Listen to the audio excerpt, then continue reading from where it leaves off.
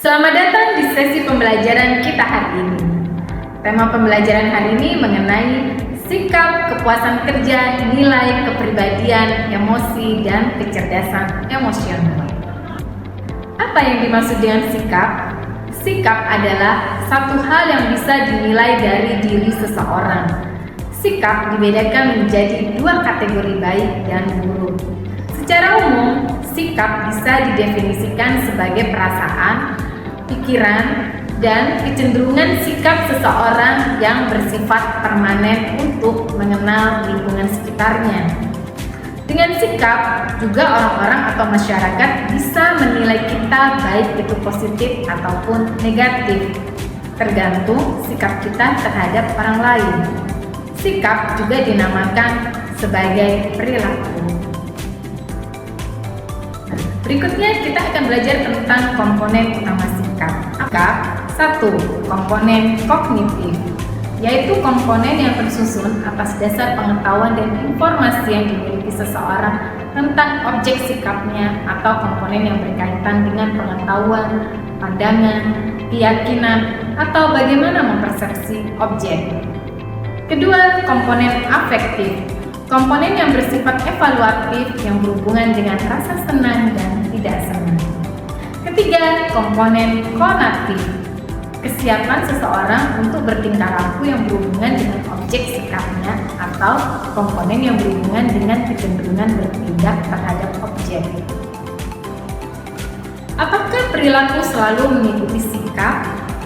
Sikap secara umum berhubungan dengan perilaku, yaitu sikap yang dimiliki seseorang menentukan apa yang mereka lakukan. Riset awal mengenai sikap mengasumsikan bahwa sikap secara umum berhubungan dengan perilaku, yaitu sikap yang dimiliki seseorang menentukan apa yang mereka lakukan. Pada umumnya, penelitian menyimpulkan bahwa individu mencari konsistensi di antara sikap mereka serta antara sikap dan perilaku mereka. Ini berarti bahwa individu berusaha untuk menetapkan sikap yang berbeda serta meluruskan sikap dan perilaku sehingga mereka terlihat rasional dan konsisten. Ketika terdapat ketidakkonsistenan, timbullah dorongan untuk mengembalikan individu tersebut ke keadaan seimbang di mana sikap dan perilaku kembali konsisten. Ini bisa dilakukan dengan cara mengubah sikap maupun perilaku, atau dengan mengembangkan rasionalisasi untuk ketidaksesuaian. Apakah sikap kerja yang utama? Seseorang bisa memiliki ribuan sikap, tetapi perilaku memfokuskan perhatian pada jumlah yang sangat terbatas mengenai sikap yang berkaitan dengan kerja. Sikap kerja berisi evaluasi positif atau negatif yang dimiliki oleh pekerja mengenai aspek-aspek lingkungan kerjanya. Dalam sebuah riset perilaku organisasi terdapat 3 aspek, yaitu yang pertama, kepuasan kerja atau yang sering dikenal dengan istilah job satisfaction. Apa itu job satisfaction? Yaitu suatu perasaan positif tentang pekerjaan yang dihasilkan dari suatu evaluasi dari karakteristik-karakteristiknya. Kedua, keterlibatan kerja atau yang sering dikenal dengan istilah job involvement, yaitu tingkat di mana seseorang mengidentifikasi sebuah pekerjaan secara aktif dalam beradaptasi dan mempertimbangkan kinerja penting bagi nilai diri. Ketiga, komitmen organisasi atau sering disebut dengan istilah organizational commitment, yaitu tingkat di mana seorang pekerja mengidentifikasikan sebuah organisasi dengan tujuan dan harapannya untuk tetap menjadi anggota. Ada juga beberapa sikap kerja yang lain, yaitu dukungan organisasional yang dirasakan. Dengan istilah asingnya perceived organizational support. adalah tingkat sampai di mana karyawan yakin organisasi menghargai kontribusi mereka dan peduli dengan kesejahteraan mereka. Kedua, keterlibatan karyawan atau sering disebut dengan istilah employee engagement adalah keterlibatan, kepuasan, dan antusiasme individual dengan kerja yang mereka lakukan. Materi berikutnya tentang mengukur kepuasan kerja. Kepuasan kerja yaitu sebuah perasaan positif terhadap pekerjaan yang dihasilkan dari evaluasi atas karakteristik yang cukup luas. Pekerjaan membutuhkan interaksi dengan rekan kerja dan bos, mengikuti aturan serta kebijakan organisasi, memenuhi standar kinerja, hidup dengan kondisi kerja yang kurang ideal, dan sebagainya. Penilaian seseorang pekerja atas kepuasannya terhadap pekerjaan merupakan penjumlahan kompleks dari banyak elemen-elemen. Ada dua pendekatan populer untuk dapat mengukur kepuasan kerja, yaitu yang pertama, peringkat global tunggal, yaitu sebuah respon atau satu pertanyaan seperti seberapa puas Anda dengan pekerjaan Anda? Skala ini berisi tanggapan yang mengharuskan karyawan untuk memilih salah satu dari alternatif jawaban, seperti sangat tidak puas, netral, puas, dan sangat puas terhadap pernyataan yang diajukan. Berdasarkan jawaban-jawaban tersebut, dapat diketahui tingkat kepuasan kerja karyawan. Kedua, penjumlahan dari aspek-aspek kerja yang membantu manajer mengatasi masalah dan berhadapan dengannya lebih cepat serta lebih akurat, seperti sifat pekerjaan, pengawasan, gaji, peluang promosi, dan hubungan dengan rekan kerja. Seberapa puas orang dalam pekerjaannya? Riset menunjukkan tingkat kepuasan sangat beragam. Orang-orang umumnya lebih puas dengan pekerjaannya secara keseluruhan, dengan pekerjaan itu sendiri, dan dengan atasan serta rekan kerja mereka dibandingkan dengan promosi dan peluang promosi. Apa yang memunculkan kepuasan kerja? Kepuasan kerja tidak hanya mengenai kondisi pekerjaan, kepribadian juga memainkan peranan. Riset telah menunjukkan bahwa orang yang memiliki evaluasi inti diri positif, yang percaya pada nilai dan kompetensi dasar mereka, lebih puas dengan pekerjaannya dibandingkan mereka yang memiliki evaluasi inti diri negatif. Apa sih evaluasi inti diri? Yaitu kesimpulan akhir yang dimiliki individu tentang kemampuan dan nilai mereka sebagai individu. Nah, materi kali ini kita akan membahas tentang dampak pekerja yang puas dan tidak puas terhadap tempat kerja. Tentunya kalian pasti merasakan puas dan ketidakpuasan. Ketidakpuasan karyawan dapat diungkapkan dengan sejumlah cara. Misalnya, daripada berhenti, karyawan dapat mengeluh, tidak patuh, mencuri, atau mengelakkan sebagian dari tanggung jawab kepada mereka. Berikut ini adalah contoh respon yang biasa diungkapkan karyawan jika mereka merasa tidak puas. Yang pertama, keluar, exit, adalah perilaku yang ditunjukkan untuk meninggalkan organisasi, termasuk mencari posisi baru dan mengundurkan diri. Kedua, suara, voice, adalah secara aktif dan konstruktif berusaha memperbaiki kondisi, termasuk menyarankan perbaikan, mendiskusikan masalah dengan atasan dan beberapa bentuk aktivitas serikat kerja. Ketiga, loyalitas atau loyalty adalah secara pasif tetapi optimis menunggu membaiknya kondisi, termasuk membela organisasi ketika berhadapan dengan kecaman eksternal dan mempercayai organisasi dan manajemennya untuk melakukan hal yang benar. 4. Pengabaian adalah secara pasif membiarkan kondisi menjadi lebih buruk, termasuk ketidakhadiran atau keterlambatan yang terus-menerus, kurangnya usaha dan meningkatnya angka kesalahan. Berikut adalah beberapa hasil yang lebih spesifik dari kepuasan dan ketidakpuasan kerja di tempat kerja. Pertama, kepuasan kerja dan kinerja. Beberapa studi mengungkapkan pekerja yang bahagia lebih mungkin merupakan pekerja yang produktif. Kedua, kepuasan kerja dan OCB atau Organizational Citizenship Behavior. Pekerja yang puas seharusnya akan kelihatan berbicara positif mengenai organisasi, membantu yang lain, dan melebihi ekspektasi normal dalam pekerjaannya. Bukti menyatakan bahwa kepuasan kerja berkolerasi moderat dengan OCB. Orang-orang lebih puas dengan pekerjaannya lebih mungkin terlibat dalam OCB. Ketiga, kepuasan kerja dan kepuasan pelanggan. Kerja yang puas meningkatkan kepuasan dan loyalitas pelanggan. Keempat, kepuasan kerja dan absen. Sebuah riset menemukan bahwa hubungan negatif yang konsisten antara kepuasan dan absen, tetapi bersifat sedang hingga lemah. Tentu saja masuk akal bahwa pekerja yang tidak puas lebih cenderung meninggalkan pekerjaannya.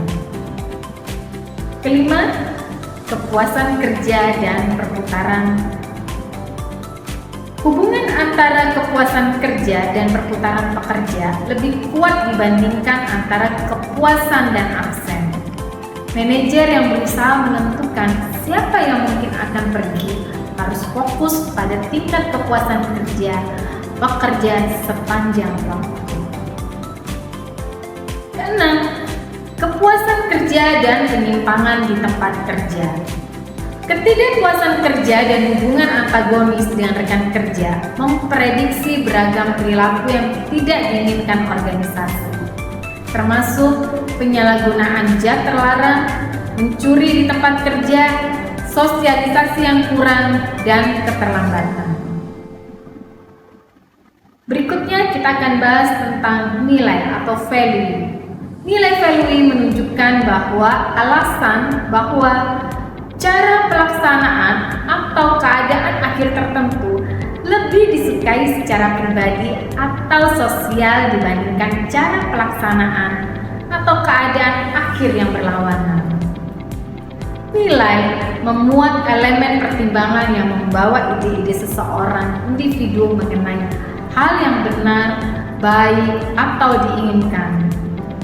Nilai memiliki sifat, isi, dan intensitas. Sistem nilai, value system, adalah sebuah hierarki yang didasarkan pada penggolongan nilai-nilai seseorang individu menurut intensitas mereka. Nilai penting terhadap penelitian perilaku organisasi karena menjadi dasar pemahaman, sikap, dan motivasi individu. Dan karena hal tersebut berpengaruh terhadap persepsi kita. Individu memasuki suatu organisasi dengan pendapat yang telah terbentuk sebelumnya tentang apa yang seharusnya dan apa yang tidak seharusnya terjadi. Secara umum, nilai mempengaruhi sikap dan perilaku. Jenis kelompok nilai.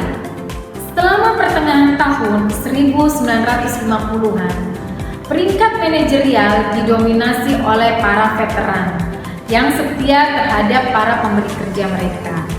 Ketika dihadapkan pada dilema etika, keputusan mereka dibuat menurut apa yang paling baik untuk organisasi mereka. Nilai-nilai kinerja lebih dominan kerja keras, konservatif, patuh, loyal terhadap organisasi. Pada pertengahan tahun 1965, generasi boomer naik ke tingkat manajemen yang lebih tinggi nilai kinerja pada keberhasilan, pencapaian, ambisi, tidak menyukai otoritas, loyal terhadap pekerjaan. Di saat boomers naik ke puncak generasi X pada tahun 1985, sedang bergerak menuju celah-celah manajemen menengah dan dengan segera akan naik ke manajemen puncak. Nilai-nilai kinerja pada keseimbangan kerja atau kehidupan, berorientasi tim, tidak menyukai aturan, setia pada hubungan-hubungan pada tahun 2000 masuk ke generasi Hector.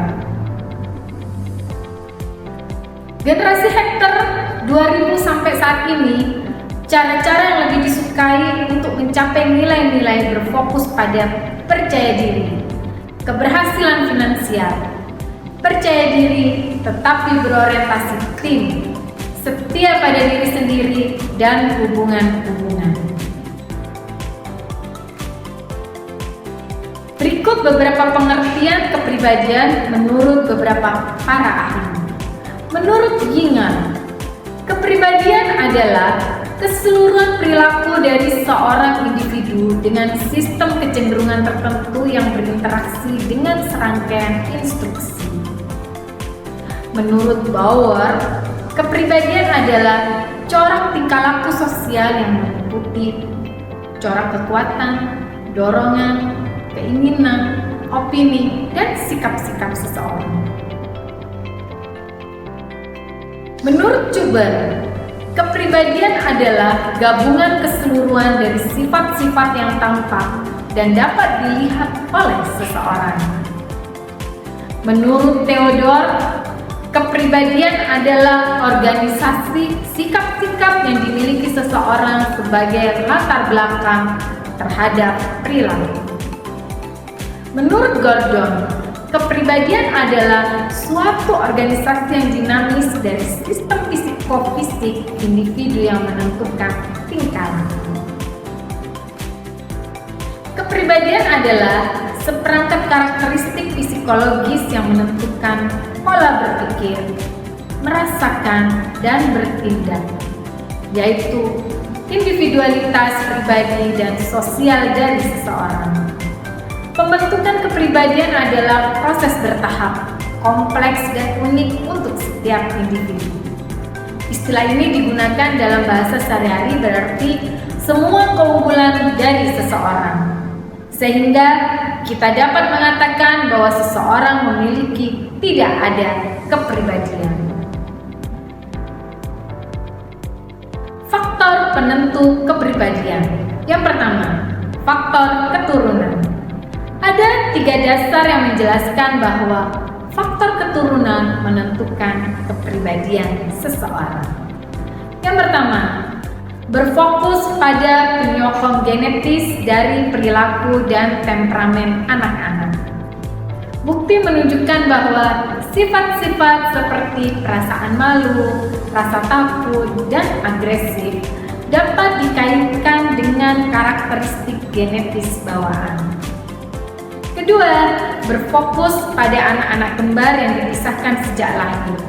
Kepribadian anak kembar yang dibesarkan di keluarga yang berbeda ternyata lebih mirip dengan saudara kembarnya dibandingkan kepribadian seorang kembar identik dengan saudara-saudara kandungnya yang dibesarkan bersama-sama. Ketiga, meneliti konsistensi kepuasan kerja dari waktu ke waktu dan dalam berbagai situasi. Kedua, faktor lingkungan. Lingkungan adalah di mana tempat kita tumbuh dan dibesarkan. Norma dalam keluarga, teman-teman, dan kelompok sosial, dan pengaruh-pengaruh lain yang kita alami.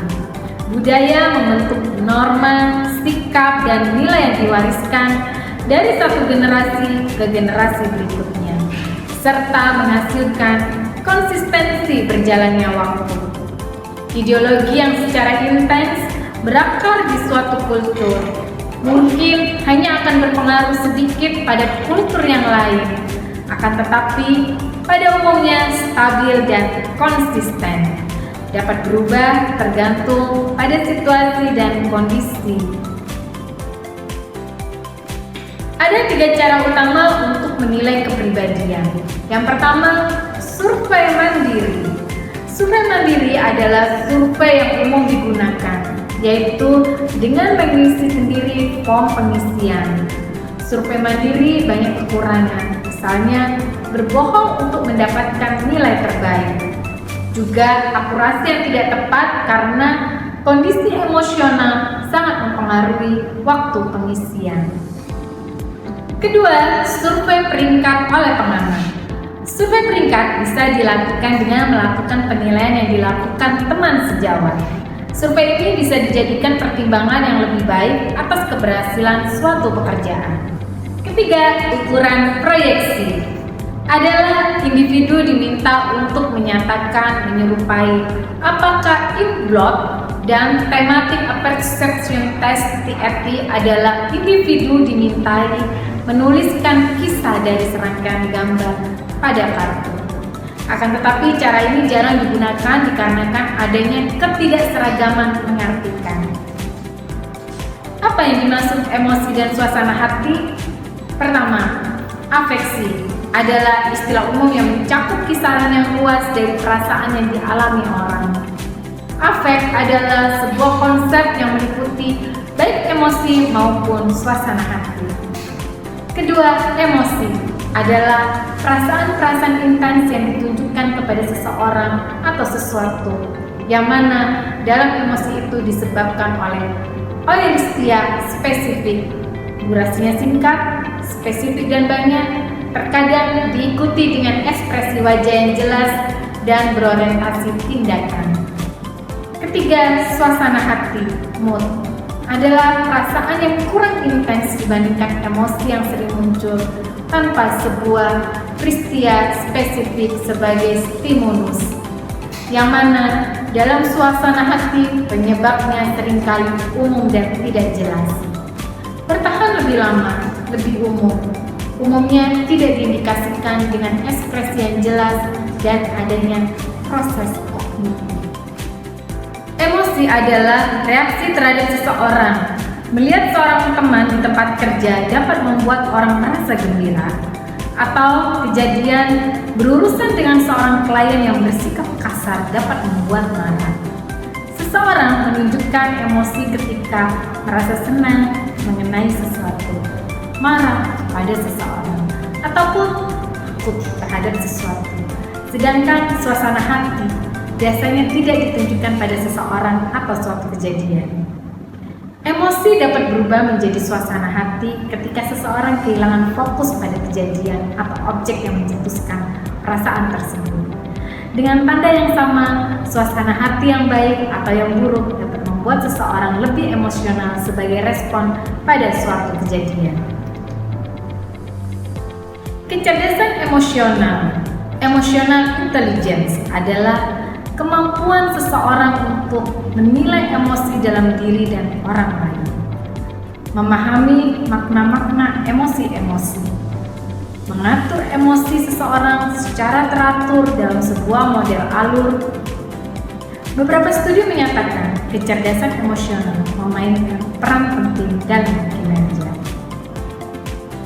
Yang pertama, kasus untuk kecerdasan emosional. Argumen yang mendukung kecerdasan emosional termasuk daya tarik intuitifnya. Fakta bahwa ia memprediksi kriteria yang berarti dan ide bahwa itu berdasarkan ideologi. Daya tarik intuitif. Intuitif menyatakan orang yang dapat mendeteksi emosi orang lain, mengendalikan emosinya sendiri, dan mengendalikan interaksi sosial dengan baik. Memiliki posisi yang kuat dalam dunia bisnis. Kecerdasan emosional memprediksi kriteria yang berarti. Bukti menyatakan level tinggi kecerdasan emosional berarti seseorang akan berkinerja baik dalam pekerjaan. Kecerdasan emosional berdasarkan biologi. Dalam sebuah studi, orang-orang dengan kerusakan di area otak yang mengatur pemrosesan emosional bagian korteks prefrontal memiliki skor tidak lebih rendah dalam ukuran standar kecerdasan daripada orang tanpa kerusakan yang sama. Kedua, kasus yang bertentangan dengan kecerdasan emosional.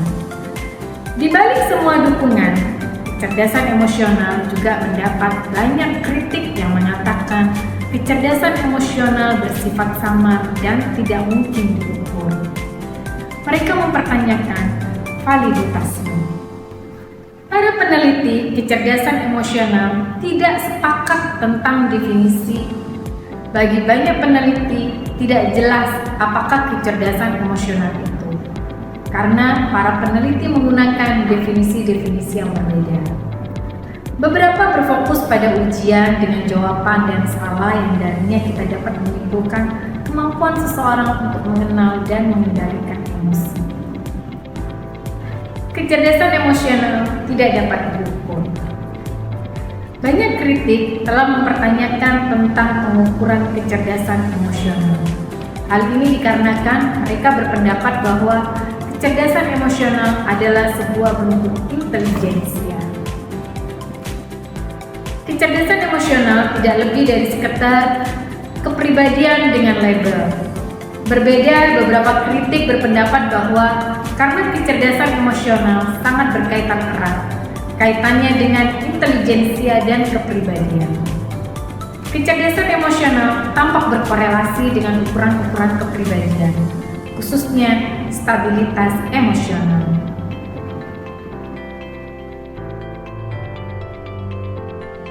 Perilaku organisasi terhadap emosi dan suasana hati.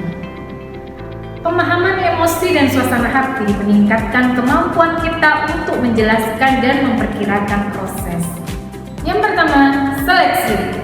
Salah satu implikasi dari bukti uji kecerdasan emosional sampai saat ini adalah bahwa pemberian kerja seharusnya mempertimbangkannya sebagai sebuah faktor dalam merekrut pekerjaan, khususnya untuk pekerjaan yang menuntut tingkat interaksi sosial yang tinggi. Kedua, pengambilan keputusan. Para peneliti perilaku organisasi semakin menemukan bahwa suasana hati dan emosi memiliki efek penting terhadap pengambilan keputusan.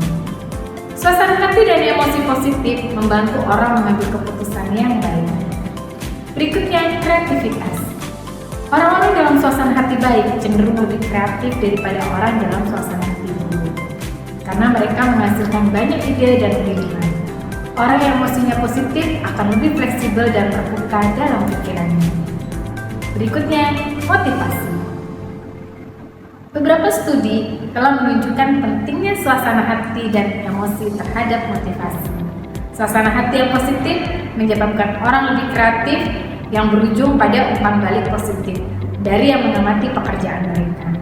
Umpan balik positif ini lebih jauh menanamkan lagi suasana hati positif yang dapat membuat orang bekerja lebih baik lagi.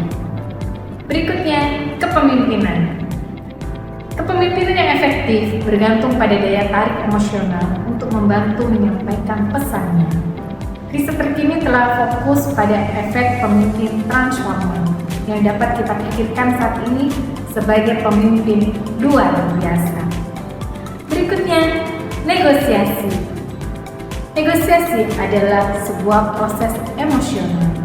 Individu yang buruk dalam negosiasi mengalami emosi negatif, mengamankan persepsi negatif dari mitranya, dan kurang bersedia untuk berbagi informasi atau kooperatif dalam negosiasi di masa depan.